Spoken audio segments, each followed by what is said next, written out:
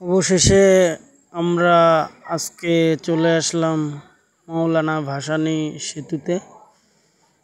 এই সেতুটির সৌন্দর্য অনেক সুন্দর। সেতুতে অনেক মানুষের সমাগম এখানে।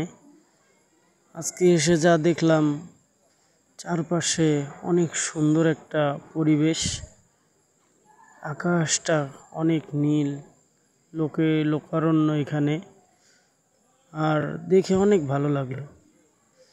এই পারে সুন্দরগঞ্জ পয়েন্টে অনেক লোক দেখলাম আজকে, আর ভিডিও করার মতো কোনো একটা চান্স পাচ্ছিলাম না।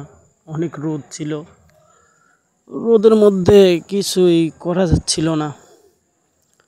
পরে তবুও একজনকে পিছনে নিয়ে একটা ব্রিজের সুন্দরগঞ্জ পয়েন্ট থেকে আমরা চিলমারি পয়েন্টে চলে গেছি। ওখান থেকে আবার একটু সামনে এগোইলাম।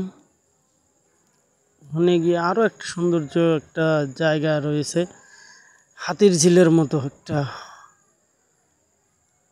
পরিবেশ। তারপরে যা দেখলাম, এখানে র্যাব, পুলিশ অনেক টহল দিচ্ছে। কিন্তু একটা কথা না বললেই নয়, একেবারে দুঃখের বিষয় যে আমাদের সুন্দরগঞ্জ পয়েন্টে তথা পুরা ব্রিজে কোনো প্রকার বাতি জ্বলছে না। তো এইটা দেখার জন্য রাতে আবার আসলাম, সে দেখি একটা বাতিও জ্বলছে না। কিন্তু মনোরম পরিবেশ, ভালো। যা চিলমারিতে আপনার যে পয়েন্টটা আছে আমাদের ব্রিজের তথা চিলমারি পয়েন্টে, ওই জায়গায় অনেক লোক, প্রায় রাত 12টার সময় গেছিলাম। এটা খুব একটা কোলাহল মুক্ত, আর সাইডে পানির উপরে ভাসমান হোটেল রয়েছে, এখানে স্পিড বোট সেটাও রয়েছে, যা ঘুরে অনেক ভালো লাগলো। আর দুপুরের বিষয়টা হলো, লোকের জন্য আসলে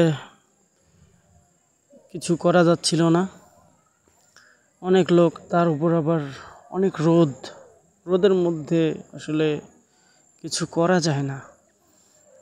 তো তবুও একটা ভিডিও করছি, কয়েকটা ছবি আসলে তুলছি। দেখেন, আপনারা দেখতে পাচ্ছেন, দেখেন চারিদিকের একটা ভিউ অনেক সুন্দর, আকাশটা অনেক নীল, কিন্তু রোদটাই অনেক সমস্যা করছে।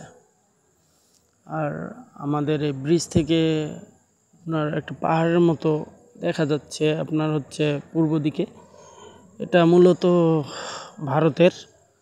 আর ব্রিজ